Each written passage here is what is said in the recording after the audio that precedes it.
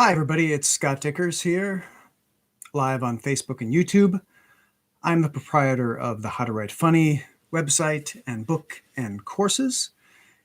And tonight, I'm going to go through some Onion headlines and explain why they're funny.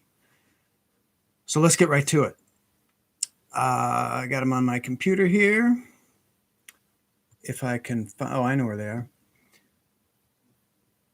And all my microphones should be working. If you can't hear me, or if I sound like I'm being recorded by a chintzy computer microphone, please let me know in the comments. I'm trying to figure this out. And it would be awesome if I had like a switcher so I could show you the headline. Don't have that technology yet. Someday. Okay, first headline.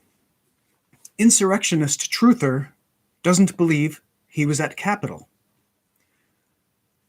Okay, so I need to explain why all Onion headlines are funny universally before I get into individually why each headline is funny. Oh, thank you, Justin. You can hear me. Every joke, and Onion headlines are one-line jokes. They're some of the best one-liner jokes there are. Thank you, Adam. They're short, they're concise, they're funny. They're really kind of a textbook example of what a good one-liner joke is. They come in the form of newspaper headlines. That's their format, but that's irrelevant. Fundamentally, they make great jokes. And what gives Onion headlines a little bit of a boost when compared to other one-liners is their context. Onion headlines come in the form of a fake news website. So before you've even written a joke, you have two funny filters working for you. You could argue three. So the way jokes work is, first you need subtext, which is, what's your message? What are you trying to communicate through your joke subtextually? It's not in the literal text, but it's communicated through the joke. You get subtext first, and then you filter that subtext through one or more of the 11 funny filters. And the more usually funny filters you have in a joke, the funnier the joke is going to be because it's going to appeal to more people. Each funny filter kind of has its audience. Like different people like different kinds of humor. Some people like silly humor, some people like smart humor, some people like irony versus hyperbole, madcap versus wordplay, etc., etc. So there's 11 of these, and the best jokes cover as many bases as possible. And you're going to see how in these Onion headlines, they have a lot of funny filters, but they always start with these three. They get these three for free just because they're in the Onion. The first one is parody. Parody is one of the 11 funny filters. The Onion is a parody of a newspaper, news website. So before you've even told a joke, if you're mimicking another format in the form of a parody, people are already laughing. People love parody. So the fact that the Onion looks serious, it looks like a newspaper, you've got one funny filter already. You haven't even told a joke. The second funny filter you get with the Onion, before you've even told a joke, is you get the character funny filter. The way the character funny filter works is you speak through the voice of a character that's not you, the writer. It's some other invented character that you've made. In the case of the Onion, it's the character of a stuffy, self-important newspaper or news authority that is trying to communicate the truth of the world to you. So that character is a very classic comedy archetype, that of the bumbling authority.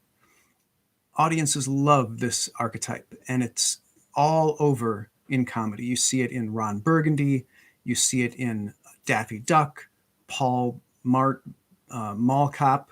Is that his name? Paul Bart? I can't remember. Mall Cop guy. Ace Ventura, Pet Detective, Frank Drebin of Police Squad, and the Naked Gun movies. Very popular character funny filter. So in addition to the character funny filter, it could also be argued that you have irony in addition to character and parody. So Paul Bart, yeah, thank you. Because irony is a funny filter in which you express the opposite of your subtext, where your literal meaning is the opposite of your intended meaning. So when the Onion puts a news story out there, it usually doesn't believe what it's saying. It often says the opposite of what it's saying, or because it's a self-important news voice and it's telling you something small or unimportant or silly, that's the opposite of what you would expect from a serious news voice. So there's 3 funny filters already, and you haven't even told a joke. That's why Onion headlines seem to be extra funny when compared to, say, a one-liner that a stand-up delivers. So let's get into these individual one-liners. Insurrectionist truther doesn't believe he was at Capitol. What's funny about that? Well, the main funny filter being used there is hyperbole. Hyperbole works when you exaggerate your subtext to an absurd or impossible extreme. So the subtext is that these insurrectionists are such idiot conspiracy theory believers that they don't even believe, this guy doesn't even believe he was at the Capitol. So you're extending his disbelief to an impossible degree. Nobody's that stupid. I mean, I wouldn't put it past these people, but nobody's so stupid to not even believe that they were there. Classic textbook hyperbole. And you also have another character, the character of the insurrectionist. And you have identified his traits. He believes in conspiracies. And then you show him acting on that trait by not even believing he was at the Capitol. So you've got the 3 funny filters automatically that you get with the Onion. You get the hyperbole funny filter in the joke, and you get another character funny filter in the character of the insurrectionist. That's what makes that headline funny.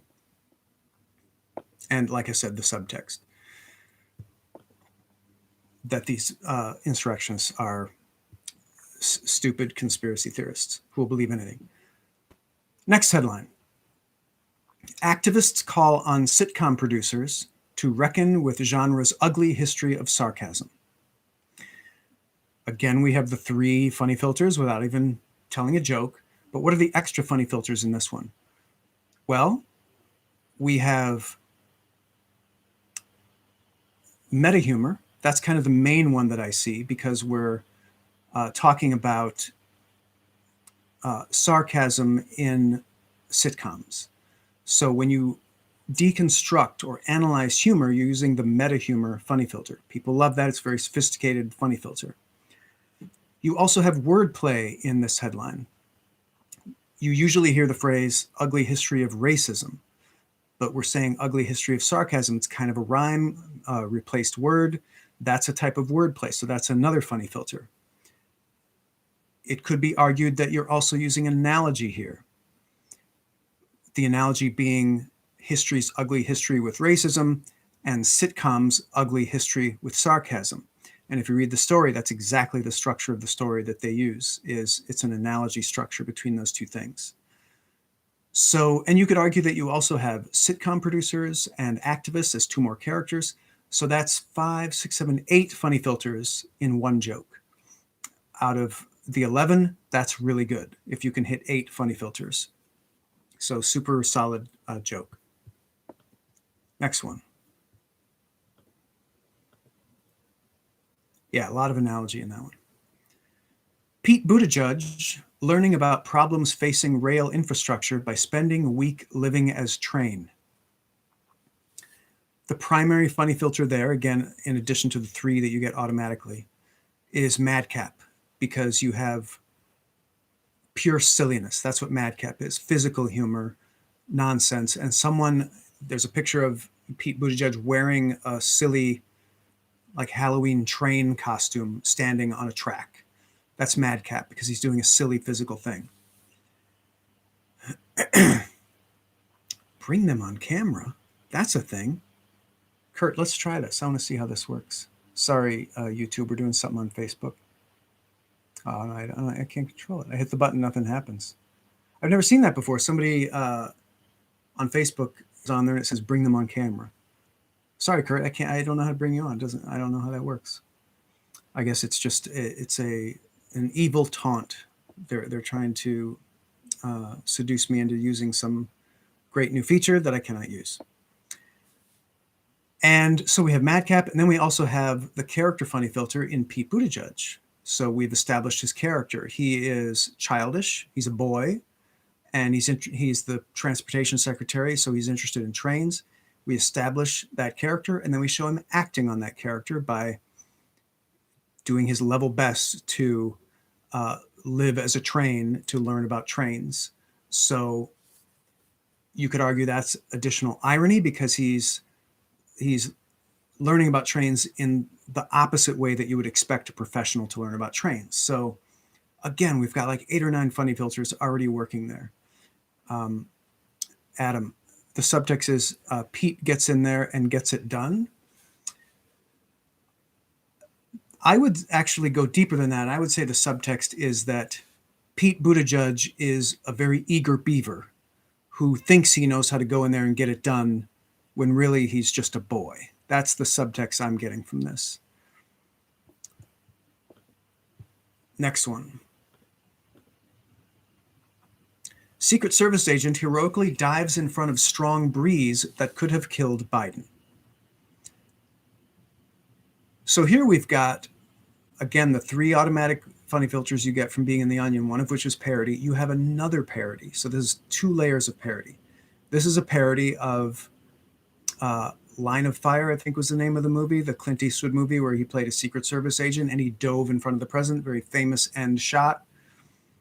And they recreate that shot in the photo.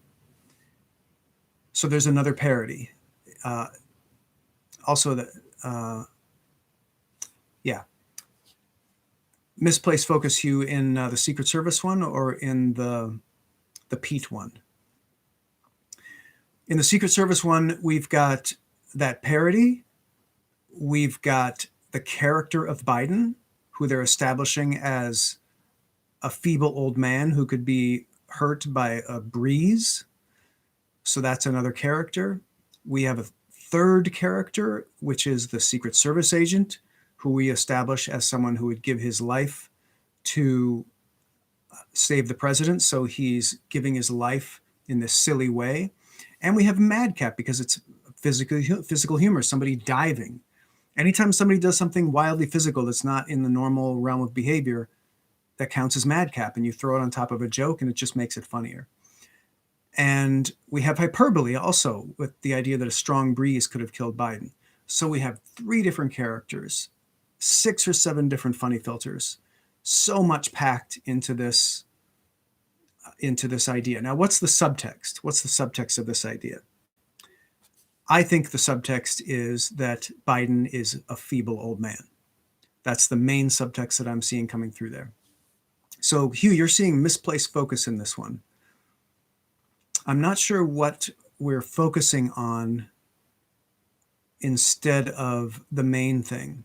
I guess it could be said that we're focusing on a breeze, like the Secret Service agent is focusing intently on a strong breeze, ignoring all the more imminent threats against Biden, like the fact that like 40% of the populace wants to hang him. So yeah, I can see that too. So that's another funny filter. We're getting up to like 9 or 10 funny filters with this one. And it's a solid joke. That's one of the reasons why. Okay. Next one. Fauci warns public against holding any large-scale celebrations commemorating February 1708 release of J.S. Bach's Cantata, I can't pronounce that, Gott ist mein König. I don't know how to pronounce that. Part of the joke there is that it should be an obscure, arcane piece of knowledge that not everybody knows. And why is that funny? It's a character joke primarily. It's a Fauci joke. And the character that we've established for him in this headline is that he is a brainiac who thinks that celebrating is listening to Bach. So, yeah, there's a lot of reference in here because he's also, and I forgot, reference in the Biden one too. Anytime you reference a current event, current president, et cetera, it's using reference. So we've got reference working for us here, and we've got character, and we've got irony, and I would even say misplaced focus in this one because we're focusing on celebrating the release of this obscure Bach piece, and we're ignoring the pandemic. Points out Fauci's desperation to let people know not to have social gatherings. Yeah, I think that's essentially the subtext. Is how is Fauci trying to convince people not to celebrate or gather? And he's doing it in an ironic way. So there's another funny filter with the irony. So I'm going to do one more. We've done like 4 or 5 of these, and you can see how these one-liners work. Solid subtext, really clear use of several funny filters. And that's what makes a joke funny. Reference to the Super Bowl. Of course, yeah, I didn't even get the Super Bowl because I don't care about sports. And I barely knew there was a Super Bowl. Thank you, Mary. So that is definitely a misplaced focus joke where we're focusing on the release of JS Bach's piece of music and we're ignoring the Super Bowl. And it's part of Fauci's character, so that's part of the character joke that he would focus on that because that's what he's interested in. He's like me. He doesn't care about the Super Bowl. He doesn't even know what's happening. So great. Thank you for that. One more. I'm going to pick a really interesting one here, or a sort of different one. I thought this one was really interesting. But here's a pop culture one. Yeah. Christopher Nolan still no closer to understanding end of Tenet after watching dozens of YouTube explainer videos.